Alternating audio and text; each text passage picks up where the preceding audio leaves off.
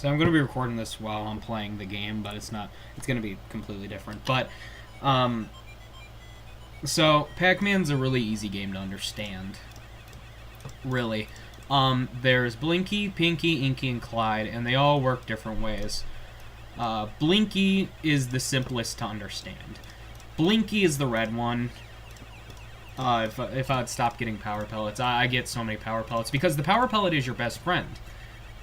Don't use them to eat the ghosts. Use it to, make them go away. And only really eat them when they're, like, flashing white. So yeah, really just use the power pellets to your advantage to just, get through the levels. So, anyway, describing the ghosts, Blinky, the red one, is the simplest to understand. Blinky just chases after Pac-Man. It's not that hard to think about it. Blinky, the red one, will always just go where Pac-Man is. But when starting a round, you'll notice that they'll kind of scatter and not, chase Pac-Man whatsoever. And that's because the ghosts have several states. We'll get to that in a minute. But going on in how the ghosts work, Blinky will just chase after Pac-Man no matter what, and is also slightly faster than Pac-Man as well. So keep a note of that. If he's right on your tail, he might actually catch up to you if you take too long to get to a power pellet or duke him in some way, but that's really unlikely to happen. And then there's Pinky, who follows a few steps in front of Pac-Man, but you can easily trick her. Because when you look up, it's actually a few spaces up and to the left. So if you look up from a wall, there might be a chance that she'll run left instead of right, using that as an opportunity to go where you need to go. And then there's Inky. Inky's a lot more complicated because it's like a few steps in front of Pac-Man. And, like, where fucking Blinky is or some shit. He's the most complicated to figure out. It's like math and shit. I honestly don't know how to describe it, but there would just be sometimes where Inky will run away from you. That's just personally what it feels like. And then there's Clyde. Fuck Clyde. Clyde will chase after Pac-Man, but also, if he's close enough to you, he'll run away. Pretty much. It's stupidly complicated. But yeah, fuck Clyde. Clyde can actually corner you. Especially in the actual corners of the game. But yeah, that's pretty much how the ghosts work. And there's a few tricks to getting away from the ghosts. One of them is that they have specific states that they have. If you actually sit down and watch the ghosts for a second, like if you don't move and watch the ghosts, which I'll do in the gameplay footage, you'll see that they'll kind of scatter away, but then they'll just suddenly turn around and start chasing after Pac-Man. That is actually their state changing. So, like, if, like, you're getting chased by a ghost and it just suddenly turns around, that's because it's state changed. Each of the ghosts go into specific corners, and they'll just circle around those corners, and then after a little bit, their state will change, and they'll turn 180 degrees, they'll turn around, and just suddenly, start chasing Pac-Man, or they'll go to the corners. Yeah, they have kind of a wander state and a chase state, pretty much. You're also going to notice that I suddenly got really bad, and that's because I'm talking while playing the game. But, yeah. So, if you just sit down and watch them, they'll just circle around, and then they'll suddenly turn around and start chasing after Pac-Man. That's their state changing. Another thing to note is that there is a kind of home, where the ghosts spawn and go back to when they're, when you eat them and they're blinking in their eyes and stuff, and they just turn into eyes, and they go back to that home and then turn them back into normal ghosts. There's actually a spot right above it where you can actually kind of camp, and they cannot get to you. In the gameplay footage I'll show you, but as you can see, the ghost physically cannot go up to get to me. I think this is actually a good opportunity to show you how Pinky works, because as you saw that I was kind of camping above the home, and Pinky, instead of going down to get to Pac-Man, kept going and went around. And that's because that other slot is, according to Pinky, where Pac-Man actually is, even though Pac-Man is really on the left side of the home, but in Pinky's programming, Pac-Man's on the right side. So yeah, I thought that was really interesting to note, because this is a good example on how it's pretty easy to duke Pinky. And that's because they are programmed not to do that. So if you just kind of stick there, they'll never get to you. As you can see here, none of them are going up. Even Blinky, who's supposed to chase Pac-Man at all times, can't go up to get me.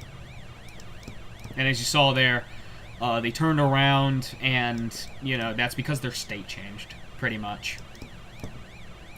But yeah, it's really easy to stop the ghost from getting you just by, you know, camping out up here. Another example of Pinky's programming was right here, where she went up while Pac-Man was looking up, because again, Pinky thinks Pac-Man is a lot higher than where he actually is. But eventually they'll just like go around and try to get you through that.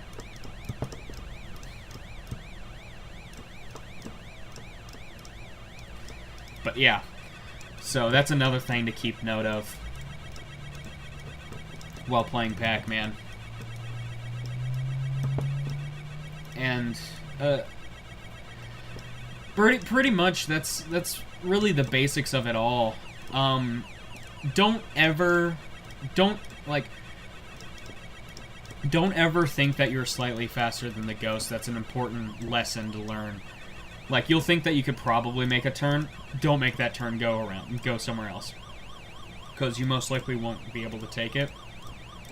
And also, taking the tunnels on the sides make the ghost go slower. So if you need to buy you some time and Blinky's right on your ass, go into the tunnel and it'll make him move slower. Again, I'll show you in the gameplay footage if Blinky starts chasing me. As you can see, he goes slow. Like, they go slower in the tunnels. So that's a really good spot to go as well. So yeah, don't forget about those tunnels. Those tunnels are important, man. But yeah, just keep in mind, Pinky and Inky are kind of easy to get away from. Just look up and they'll try to chase you. So like, if you turn around, like if you look up at a certain spot, you know, they'll sometimes take the longer way, buying you some time to get away from them. But yeah, that's pretty much all the tips I can give for Pac-Man, really. That's all the tips that I follow, at least, to at least be a little decent at Pac-Man. Because it's honestly not hard. It's not a hard game to play, but it does take a lot of skill to be good at it, and I'm definitely not good at it.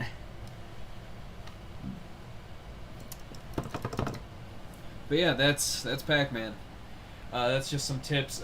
If you want to know why I made this video, it's because I watched my little sister attempt Pac-Man, and I think she gave up on the first level, and I was just constantly seeing shit that she did wrong that I would have never done.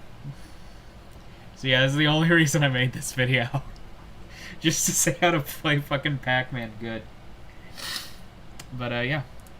That's pretty much all I can. That's all the tips I can give. There are several different controllers you could use to play Pac-Man. One of the more common ways is probably with an Xbox controller. Now, every Xbox controller is practically the same, so I'm just going to use this one. But the Xbox controllers are not exactly the best for Pac-Man. Why? It's this analog stick. Now, you can play it with the D-pad, but the 360 D-pad really isn't that good for fucking anything, because it's a damn circle. But even modern Xbox controllers, it's still not really the best for Pac-Man. And same thing with this joystick. What you want is something like the GameCube controller, if I can fucking find mine. You want something kind of like the GameCube controller. because it has these notches that just, lock onto it. But the problem with the GameCube controller is that, these notches are not, you can still mess up a little bit. And depending on which version of Pac-Man you're playing, this might count for, up or something. And, of course, another thing is snapback as well. So when you let go of left, it might immediately go right.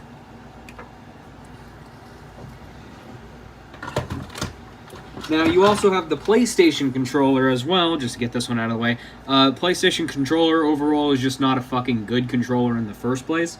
But this D-pad is actually kind of decent for Pac-Man, but again, I would not personally recommend playing Pac-Man with a D-pad, and especially not a PlayStation joystick, as it's in the wrong place. It should be fucking up here. So, what other options do you really have? You could turn to plug and play, which I have this Pac-Man plug and play thing here, but this one also this is probably the best way to play Pac-Man, through a plug and play. But again, the problem with this one is snapback, really bad snapback, and this is just not a good joystick whatsoever for Pac-Man. And also, just holding this damn thing is uncomfortable. So yeah, this is honestly a really bad way to play it, but is also one of the best ways, because this is the most perfect Pac-Man experience you're gonna get. Now, what do I personally recommend for a good joystick to play Pac-Man? Well, pick you up this fucking thing. Yeah, this Namco plug and play for Pac-Man. Even though it has pretty subpar audio quality, this is a really good stick. Why? Because you really fucking want a metal stick for Pac-Man. It just feels natural. It feels nice to play Pac-Man with this. And I'm not kidding either. This is probably one of the best ways to play Pac-Man right here at home without just buying an arcade 1-up or some other arcade thing. And another thing about this is that when you push a direction, you can't move it anywhere else but that direction either. It has little things locking it in. So when you push that direction, you can see there's clearly something in the way, so you can't go diagonally. So you go that direction. Now, I never really tested the snapback, but I don't really think there's much snapback to it.